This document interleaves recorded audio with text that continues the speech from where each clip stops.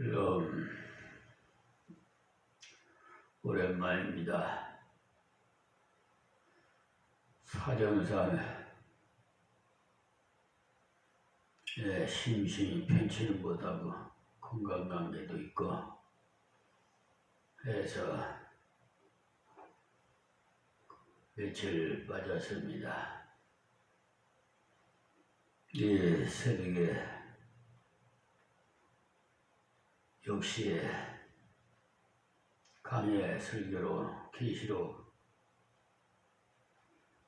7장 14절에서 17절 말씀을 봉독해 드리겠습니다.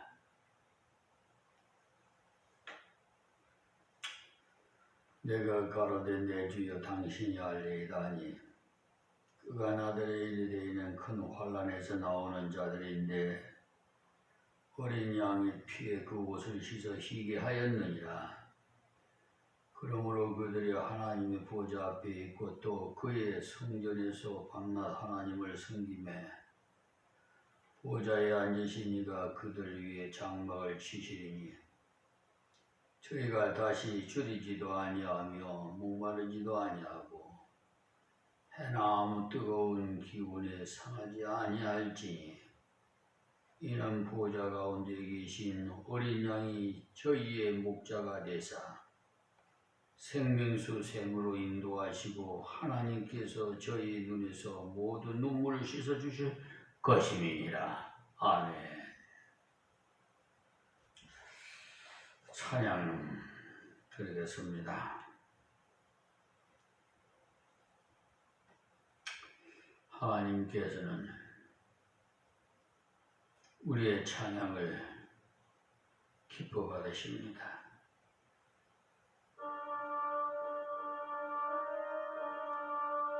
이 천지가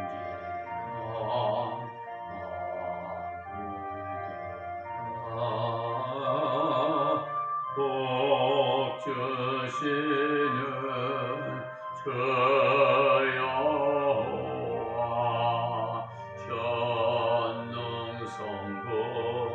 성자 성령 찬송하세.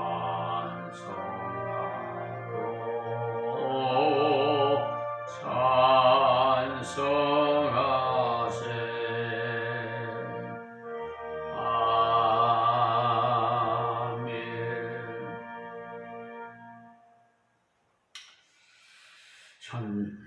세상은 변천에도 하나님의 사랑과 말씀은 변하지 않으시고 언제나 우리와 함께 계시고 위로해 주시는 하나님을 우리는 때로는 잊을 때가 있어요. 우리 모두 회개하고 하나님만 바라봅시다. 세상 바라보니까 너무나 악해서 악한 데를 보면은요 사람이 악하게 돼버려요. 나도 모르게 악한 사람이 돼버리더라고요. 성격이 닮아져 버려요. 그래서 우리는 선하게 생을 살으려면 하나님의 성품을 받아야 해요. 자, 앞에서 말씀 드렸습니다만 2장과 3장에서 아시아에 있는 7교회의 내용을 우리가 말씀을 받았고요. 4장, 5장에서는 천상의 경배에 대한 내용이고 6장에서는 7교회인으로 봉한 책을 한 인씩 이렇게 떼시는데 그 인을 떼실 때마다 사건이 일어나는 것을 말씀 주셨습니다. 그것은 세상이 되어가는 역사가 우연히 되어가는 것이 아니고 하나님께서 계획하신 대로 되어간다는 것을 보여주신 것이죠. 그러니까 창세기로부터 요한계시록까지가 다 하나님의 계시네요. 하나님의 숨겨진 계시가 예수 그리스도를 통해서 완성하신 그래서 예수님 자신을 가리켜서 말씀이 육신이 되어 우리 가운데 거하시며 그러니까 오셨다 이 말이죠. 그 말씀이 바로 예수님은 계시의 완성자시라는 말씀으로서 하나님의 구원의 계획을 완전히 보여주심과 함께 우리에게 소개하신 것입니다.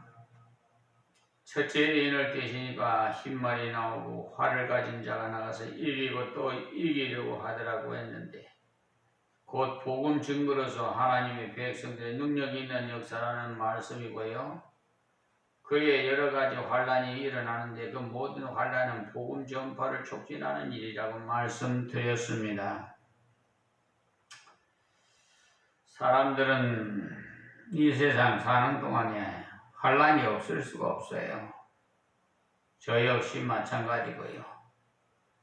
그래서 그런 환란에 상처를 받고 괴로움을 당하고 그러는 것 같아. 14만 그러니까 4천이라는 숫자는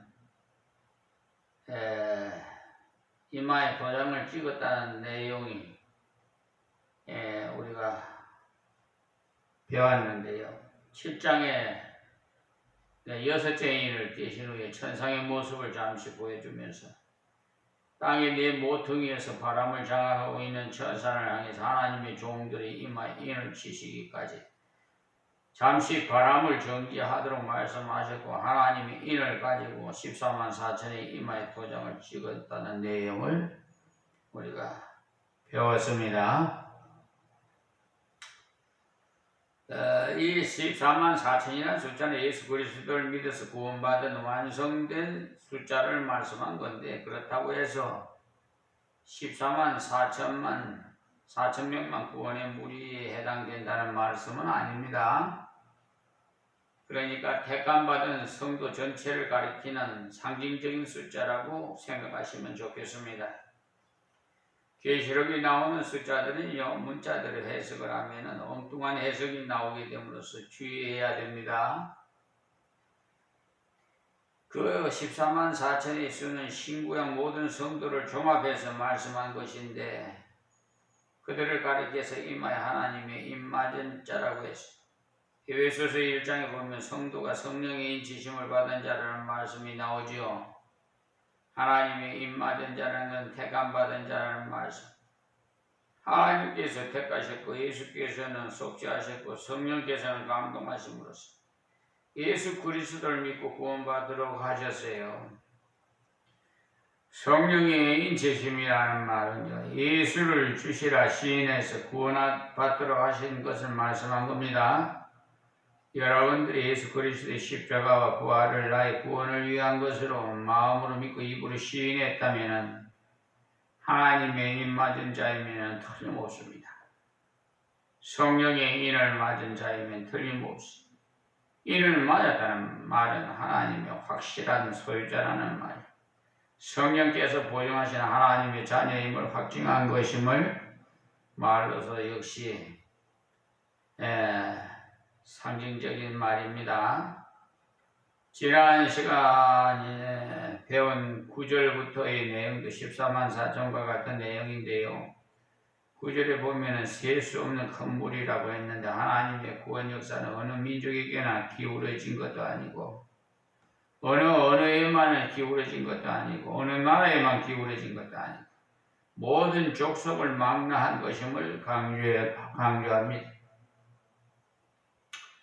이 하나님의 계획에 동참하는 길이 바로 선교하는 것이고 전도하는 것인데 꼭 어떤 분들은 한국에 있는 한 사람을 전도하려면 돈이 거의 들지 않는데 저 외국에 있는 한 사람을 전도하려면 엄청난 돈이 들어가는 꼭 그렇게 해야 하는가 너무나도 비경제적이 아니냐라고 생각을 하시겠지만 그런 생각은 잘못된 생각이에요. 왜냐하면 미국 선교사가 우리나라에 선교한 것도 그와 같은 입장이었어요.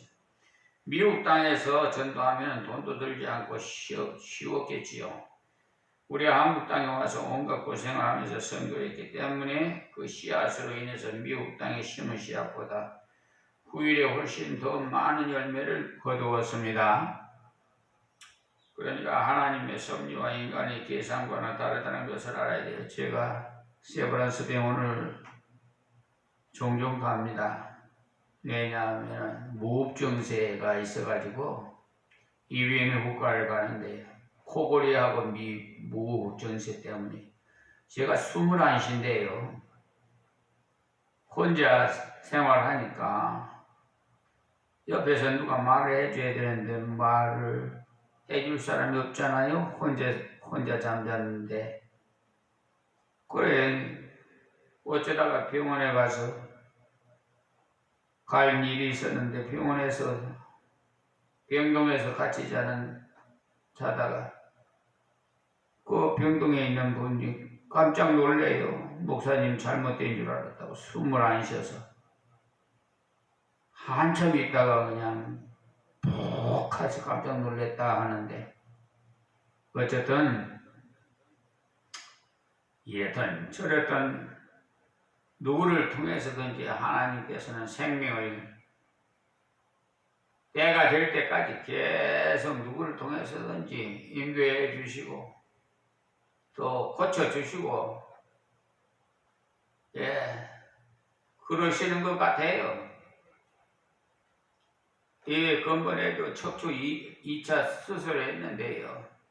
그것도 우리 요양사 2022년 10월달에 그 연휴가 많이 끼었잖아요. 10월 초에 뭐 개천절고 뭐 이거 해가지고 막 연휴가 많이 있는데 그때 나오죠. 안 왔어요. 온다는 요양사람 오지도 않고 하여튼 그 센터가 서로 바꾸는 그러니까 다른 센터로 옮기는 순간이었었는데 그 상황이었었는데 전에 있던 센터장은 계약 해지를 했는데 계약 해지를 그 공간에다가 해야 되는데 하지를 않고요. 그러니까 비양심적이요. 또 새로 계약한 센터에서는요 11일 날 보내준다고 그럼 목사님 몇 시에 필요하냐고 그래서 그 요양사가 필요한 시간에 와서 3시간 동안 근무하고 가면 되니까 그럼 요양사 편리한 대로 하라고 내가 그랬거든요. 그런데 오지를 않았어요. 왜? 변명이죠. 요양사가 없다고. 다른 데를 알아보라고. 왜냐? 나중에 알고 보니까 둘이 동창생이더라고. 학교 동창생이라서 둘이서 짜고는 거기서 보내지 않으면 우리에게 보내달라고 할 거야 하면서 그런 나쁜 생각들을 하고 있었어요. 그 바람에 제가 그냥 바닥에 쓰러져 가지고 넘어져서 허리 다친 척추가 닫혀 있는 상태에서 또 넘어졌어요. 어떻게 되겠어요? 그래가지고 왼쪽 다리에 허리 그냥 너무나 그냥 아파가지고 그때 왜 그러냐면 냉장고에 부식된 곰팡이가 피는 음식이 냉장고에 있었어요. 그것도 몰랐어요. 왜냐하면 뚜껑이 닫아 있었으니까 뭐 곰팡이 피는지 뭔지 어떻게 알아요. 그런데 나는 그냥 필요한 거 김치나 꺼내가지고 그냥 물에다 말아서 약 먹고 그때 이상하게 배가 막 탈이 나고 막 설사가 나오고 밤새도록 왔다 갔다 하고 그냥 거동도 불편한데 혼자서 말이에요. 얼마나 고생했는지 몰라요. 그래서 비상약 뭐인데 용각 아니 용산 뭐니 약 그거 먹으면 그거는 물 갈아 먹든지 뭐 세균을 죽이는 그런 약이라 그거 먹으면 배 안 아프더라고. 그거 약 찾아가지고 물 좀 음료수 서로 가다가 그냥 넘어져가지고 아유 얼마나 고생했는지 몰라요. 아파가지고 병원에 갔더니 한참 참고 병원에 갔더니 엑스레이 찍어보라고 그래. MRI 찍어보라고 그래서 찍어보니까 그 척추에 꼽아놓았던 뽑아놓은 것이 삐져나왔어요. 재수술을 해야 되는데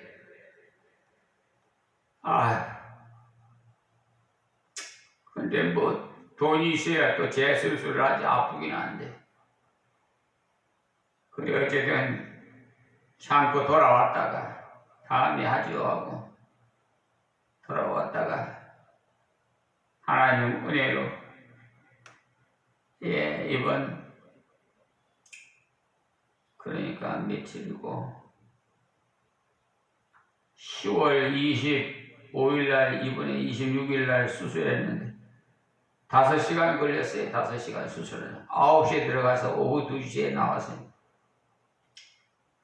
제 수술을 받고 있는데 어쨌든 하나님의 은혜가 온데 그 마취해가지고 생활 시간이 있을 때는요 잠자지 않아요. 모르지 않아요.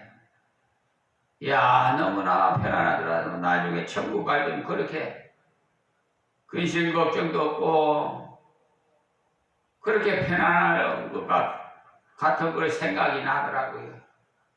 세상에 있으면 맨 근심 걱정 눈 뜨고 안 볼 수 있습니까? 보면은 아이고 모든 거 더럽고 추하고 텔레비에도 또 그렇지 인터넷에 올라오는 것도 어렵고 맨 성추행 돈 살인 전쟁 기근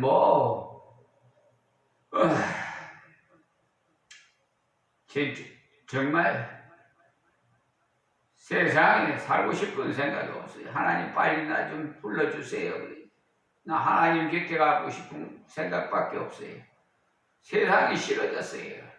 그래서 후견자 우리 의형제를 맺어갖고 우리 박 목사에게 나 천국 가거든 다시 다 맡아서 하라고 나 그랬어요. 말에 위임해 주세요. 다 맡아서 하라고.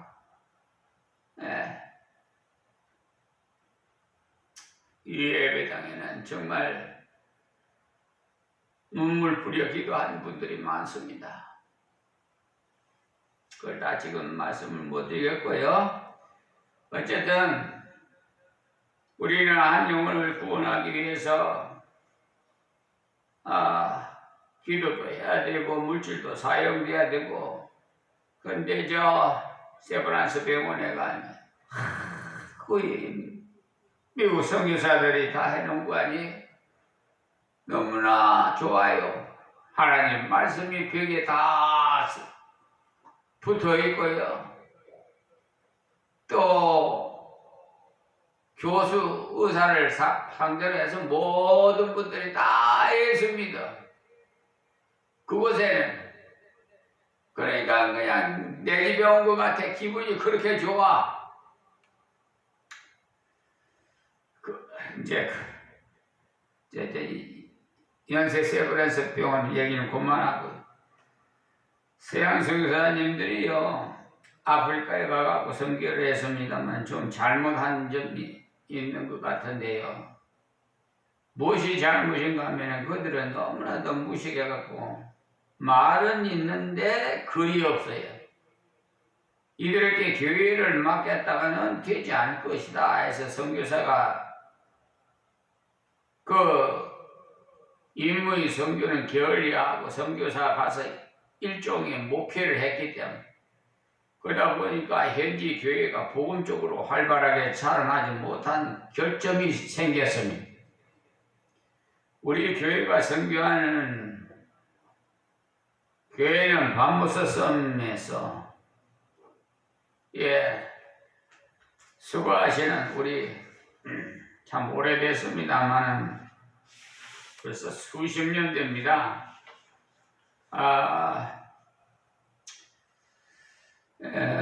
소아시아 선교, 터키의 동부의 손정자 선교사와 반무스미 차인수 선교사인데 어쨌든 애쓰고 수고해요. 우리 제가 무슨 힘이 있어요? 기도밖에 해드릴 수가 없죠. 구원받은 하나님의 성도를 가리켜서 신원 입은 자들이라고 한 것은 주님의 보혈을 완전히 깨끗함을 입었기 때문에 한 말이. 지난날 어떠한 행동을 했든지 간에 예수 그리스도의 복음을 믿는 그 순간에 모든 것을 해결해야 됩니다. 언젠가 말씀드린 대로 간첩이 온갖 나쁜 짓을 했지만 그가 자수하는 그 순간에 지난날 모든 과실을 용서됩니다. 과실은요. 그때부터 오히려 보호를 받고 정착금을 받고 한국 백성이 되도록 해줍니다. 마찬가지로 지난날 악한 짓을 많이 하고 나쁜 가게에서 태어나 저주스러운 생활을 해왔더라도 예수 그리스도를 진정으로 믿어서 입으로 시인했다면 그 모든 죄에서 완전히 해방됩니다. 그래서 하나님 앞에 당당하게 나갈 수 있게 될 겁니다. 그러니까 성도는 하나님께 기도하려 나갈 때 거지같이 나갈 것이 아니라 하나님 아들 딸로서 당당하게 나가십시오. 제가 자꾸에 너무나 마음이 상했어요. 왜냐하면 건강 문제도 그렇지만은 정신적으로도 많이 상한 것이 뭐냐면은 사법부 문제 때문입니다. 우리나라 사법부를 개혁해야 합니다. 여러분, 그래서 유튜브 방송에 제가 자리에 누워서 여러분에게 호소한 일이 있는데요. 저한테 연락하려면 전화번호 010-5157-1595입니다. 010-5157-1595 전화를 주셔서 우리 다 같이 같은 마음 같은 뜻으로 기도하고 우리 사법부를 개혁해야 돼요. 왜냐하면요 지금 다른 것도 개혁해야 됩니다만 첫째가 사법부를 개혁해야 돼요. 왜냐 사법부가 이 나라의 질서와 기강을 바로잡거든요. 그러니까 이 순서를 먼저 알아야 돼요. 이 사법부가 바로 서지 못하니까 이리 쏠리고 저리 쏠리고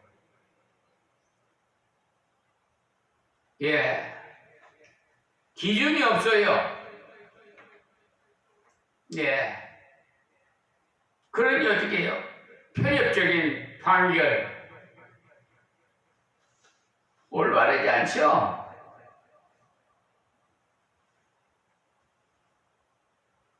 완전히 서울중앙지방법원, 고등법원, 대법원, 대법관들 또 법무법인 유한, 로고스, 변호사, 백형기 이요 간판 걸어놓고 사기를 쳐가지고 돈벌이 해요. 소송 비용 받아먹고도 또 신청해가지고 또 뺏어가면 그 사기죠. 판사하고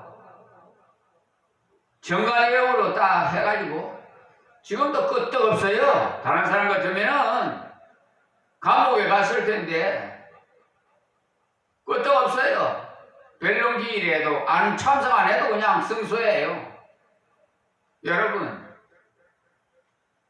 민사소송법 그거니까 아무것도 아니에요. 그 사람도 안 지키고 승소해요. 그 민사소송법이 있거든요. 법 조문에 이렇게 변론기일에 꼭 참석해 꼭 보면 150조에 보면 변론길에 대해서는 참석 안 하면은 각하할 수 있다고 했어요. 인정하기 때문에. 근데 판사가 각하하냐? 안 해. 오히려 그 사람 손들어줘. 백행기를. 그러니 공정합니까? 평등하고 그게 사법부입니까? 그래야 돈벌이 하지 서로 짜고. 안 그러겠어요? 저 사람들이요 예사예요.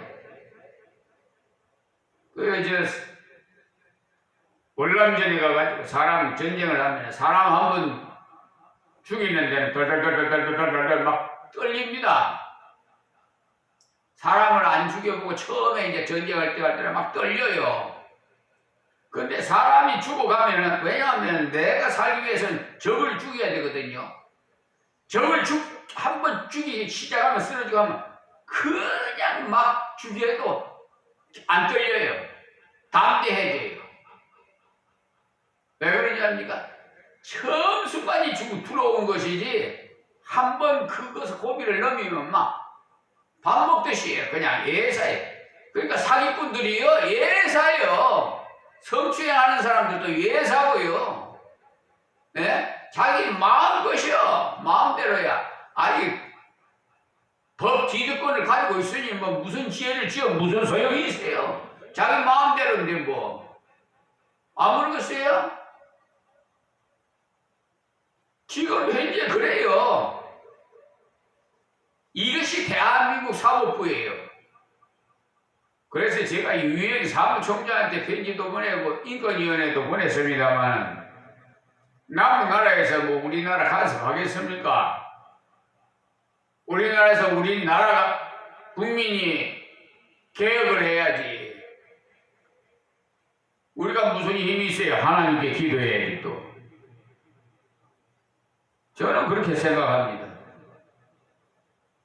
행한 대로 뿌린 대로 예, 저들 다 받을 거예요. 근데 현재 너무 많은 사람이 피해를 받고 있다. 저 사람들요 돈 엄청나게 사기쳐서 끌어모으고 있어요. 아마 아파트가 100채 이상 넘게 지금 가진 사람도 많을 거예요. 아시겠습니까? 무슨 말인지?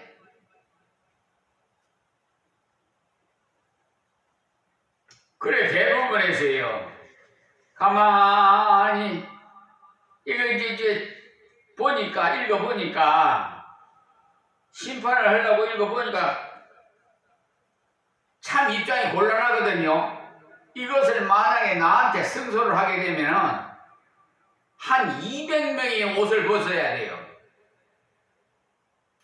가담 관련된 자가 200명이 가까우니까 지난 공수처에서 한 말이 있죠.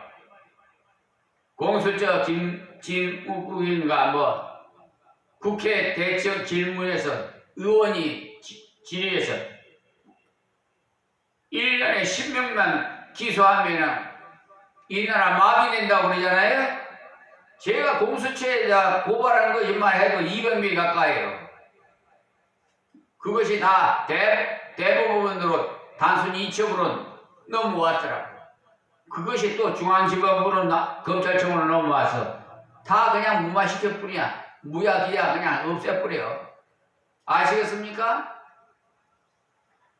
이것이 한국 사법부예요.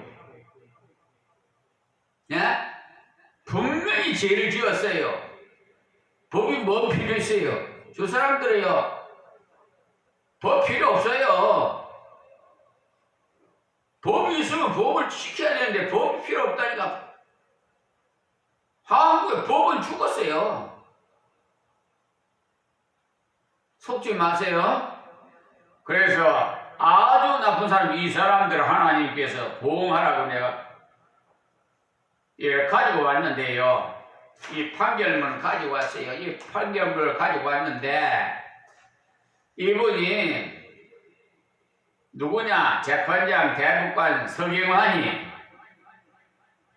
대법관 김선수, 대법관 주심 노태아, 또 대법관 오경미 여성입니다. 이 네 분은 하나님께서 이 종이 얼마나 가슴이 아픈 줄 압니까? 200여 명의 죄를 이 사람들이 다 책임지는 거예요. 책임진 거예요. 무슨 말인지 이제 알겠죠? 그 죄가 커도 보통 큰 게 아니에요. 그러니까 순식간에 생명을 앗아가 무슨 소용이 있어요? 후손에게도 또 미칠 거예요. 저는 믿어요. 저는 선지자예요. 영도 할 수 있어요. 하나님 가르쳐 주셨어요. 법제도 안 나오는데 법전학 공부를 13년 동안 공부시켜서, 아니 세상엔 그 변호사 고수 산정하는 것을 다 알게, 사람들 잘 몰라요. 이 산정하는 공식 방법이 다 있어요. 대법원명으로 이래서요 나와 그 수시로 바뀌는데, 공식 산정할 때는 민사소송법에 보면은 소송 목적의 값으로 산정하라고 돼 있어요. 근데 소송 소가를 둔갑시키가 속여갖고 액수를 부풀려요. 이 나쁜 자식들이, 이 짐승보다도 못한 자식들이 돈에 눈이 어두워서 완전히 포항제철소 용광로, 과장제철소 용광로에 들어갈 사람들이에요. 보세요. 들어가는가 안 들어가는가. 안 들어가면 하나님 말씀이 거짓말이에요. 우리가 지금 믿고 있는 하나님 말씀 거짓말이에요. 하나님이 사기꾼이에요. 그러면 왜냐? 하나님께서 말씀하셨기 때문에 나는 그걸 믿고 하나님 말씀에 의하면 제가 말씀을 드리는 겁니다. 제 말씀이 아니에요. 제가 말한 거 아니고 하나님이 말씀하시기를 이렇게 저주하신다고 그랬어요. 그에 보응한다고. 여러분 똑똑히 새겨 들으세요. 오늘은 여기서 말씀 맺겠습니다. 하나님 고맙고 감사합니다. 주신 말씀 귀 있는 자는 듣게 하옵시고, 회개하고 바른 신앙생활하게 하옵시고, 악한 자들을 다 나사렛 예수님으로 결박해 무중에 가두어 주시옵시고, 저들을 보호하옵소서. 예수님의 이름으로 기도합니다. 아멘.